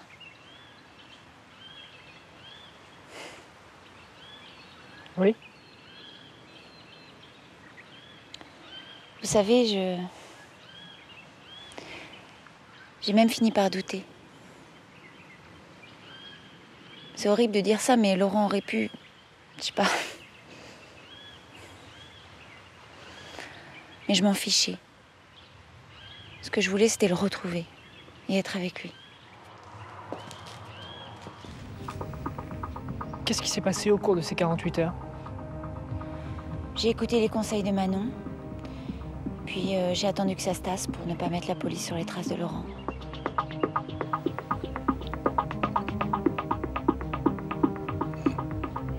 Virginie attend, de peur d'être suivie par la police. Laurent attend, sans savoir ce qu'il doit faire. Mais la police, elle, avance et fait une découverte importante. Laurent est très brun et Lucien Laferrière, le voisin, est châtain clair. C'est là que l'enquête prend un tour nouveau. Qu'est-ce qui vous a mis la puce à l'oreille? On avait sous les yeux une série d'évidences. Mais j'ai appris à me méfier des évidences. Et parfois, de prendre un peu de recul nous évite de faire des conneries. C'est un détail, en l'occurrence, qui figurait sur le rapport d'autopsie qui vous a mis sur la voie. En effet, le rapport de police scientifique mentionne la présence de morceaux de cheveux châtains sous les ongles de la victime qui s'est manifestement débattue. Le capitaine Le Goff décide de faire analyser l'ADN de ces fragments de cheveux. Puis, il se rend chez Lucien Laferrière pour l'interroger une fois de plus. Son intuition de policier va bientôt être corroborée par les résultats de l'analyse.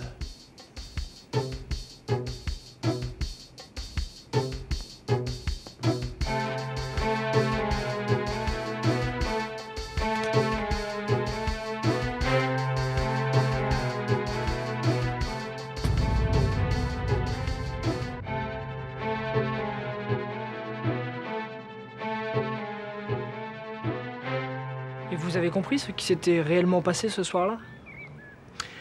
Dès qu'on a eu les résultats de l'analyse ADN, il est passé aux aveux.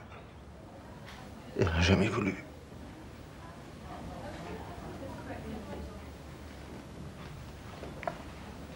Et je l'aimais, commissaire, je l'aimais. Lucien Laferrière a bien tué Carole.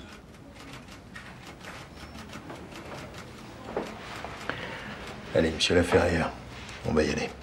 Ce jour-là, il a vu et entendu la dispute entre Laurent et sa femme. Non! Je veux pas que tu me laisses, tu m'entends? Je te laisserai pas faire! Pourquoi tu me répondais pas? Tu vas te calmer, ouais! Pourquoi tu me répondais pas? Dis-moi! Où est-ce que tu étais avec qui? Je t'ai appelé des dizaines de fois, alors qu'est-ce que tu faisais? Réponds-moi, je veux savoir! Où est-ce que tu étais? Avec qui j'étais? Tu vas te calmer, Carole! Je veux pas, tu m'entends? Je veux pas! Non, tu ne me laisseras pas mettre comme ça toute seule! Lucien a toujours eu une fascination pour Carole. Il la connaît depuis l'enfance et n'a jamais supporté son mariage avec Laurent. Il a passé des années à observer le couple depuis sa fenêtre, pétri de jalousie. Et même si Carole ne s'entendait pas avec son mari, elle n'a jamais voulu de lui. Aujourd'hui, Laurent vient de lui offrir, sans le savoir, la chance de se venger et d'exprimer sa haine. Ça n'arrivera plus. Jamais.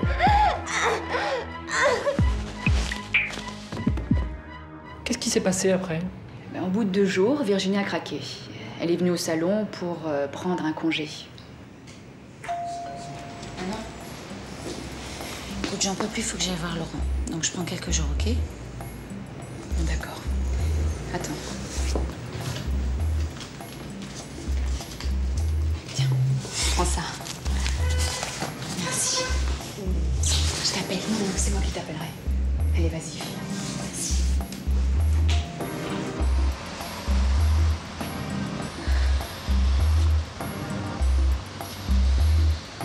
Laurent, c'est Virginie. Surtout, tu ne bouges pas. J'arrive.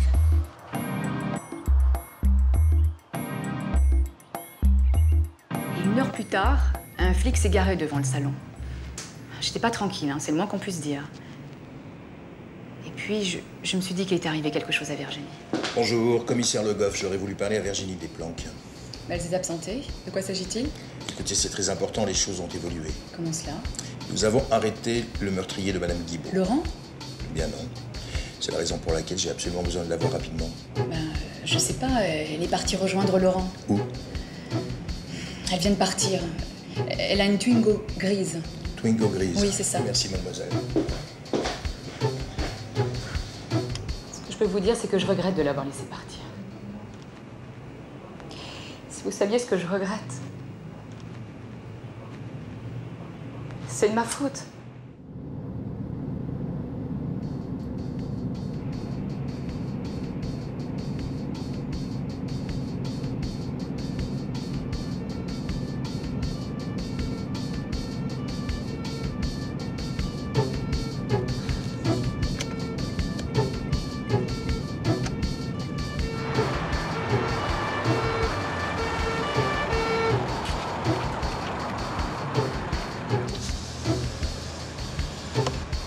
Mademoiselle Desplanques. Quoi? Qu'est-ce qui se passe? Nous savons que Laurent est innocent. Mais ça, je le sais, je vous l'ai déjà dit. Vous savez comment le joindre? Si c'est à l'heure pour que je vous donne son adresse, c'est hors de question. Écoutez-moi, nous avons arrêté le coupable. Vous l'avez arrêté? Oui, et il a tout avoué. Vous voulez pas qu'on aille venir? J'allais le rejoindre. Alors je vous accompagne. Ok.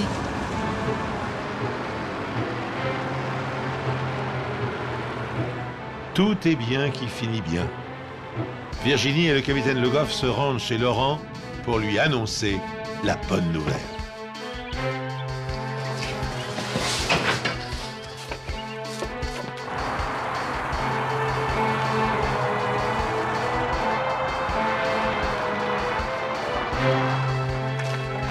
Laurent!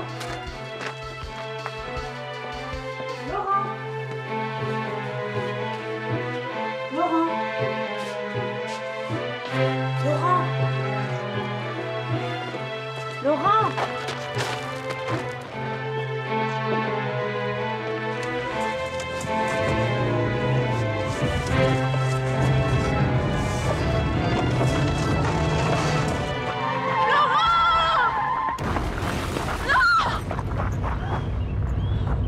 Mais Laurent a cru qu'on venait l'arrêter et dans sa précipitation, il s'est tué en voiture. Le pire, c'est de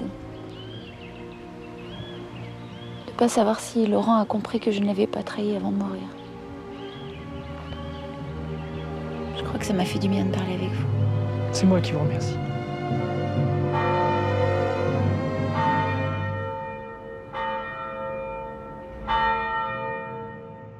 Contrairement à ce qu'on imagine, ce ne sont pas les crimes les plus soigneusement préparés, les plus longuement prémédités, qui ont le plus de chances de rester impunis. Ce sont au contraire ceux qui ont été totalement improvisés. Ils tirent parti des apparences extérieures et ils peuvent soit passer pour des accidents, soit être imputés à quelqu'un d'autre. Et dans le genre, il faut bien dire que celui commis par Lucien Laferrière relève du trait de génie. Il profite avec une habileté diabolique des circonstances qui vont tout aller dans le sens de la culpabilité de Laurent. La mauvaise entente du ménage, qui durait depuis des années, leur dernière scène plus violente que les autres, la liaison extra-conjugale du mari. En outre, Lucien Laferrière peut ainsi assouvir une double vengeance contre Carole, qu'il a repoussée, et contre Laurent, son rival détesté. Malheureusement pour lui, la précipitation dans laquelle il a été obligé d'agir va lui faire oublier un détail, les cheveux châtains qui se trouvaient sous les ongles de la victime alors que ceux de Laurent sont bruns. Il n'empêche que sans la perspicacité et le sérieux de la police, sa machination avait toute chance de rester impunie. Cela n'a tenu au propre, comme au figuré d'ailleurs, qu'un cheveu.